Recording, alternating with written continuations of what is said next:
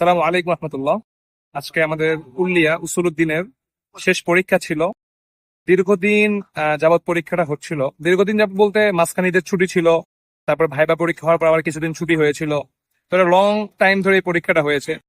তো আজকে পরীক্ষার মাধ্যমে যেমন ফার্স্ট ইয়ারের পরীক্ষা শেষ হলো, তার পাশাপাশি একটা মানসিক যে একটা প্রশান্তির বিষয় আছে সেটি অলরেডি ছাত্রদের মধ্যে চলে আসে, যেটি আপনারা দেখতে পাচ্ছেন যে ছাত্র কতটা উৎফুল্ল, কেউ ছবি তুলছে, কেউ হচ্ছে যে তাদের মনের ভাব প্রকাশ করছে বিভিন্ন ভাবে। তো আলহামদুলিল্লাহ, শুক্রিয়া যে পরীক্ষাগুলো শেষ হয়ে গিয়েছে, এবং দোয়া করবেন যেন পরীক্ষার রেজাল্ট যেন অত্যন্ত ভালো হয় বা আশানুরূপ হয়। সেই দোয়া আপনাদের কাছে কামনা করছি।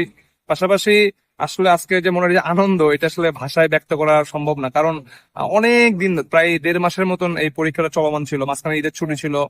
তো এগুলা মিলিয়ে একটা পরীক্ষা শেষ হওয়ার মাধ্যমে একটা মানসিক চাপ বা তৃপ্তি, আত্মতৃপ্তি বোধ হচ্ছে এখন, আলহামদুলিল্লাহ।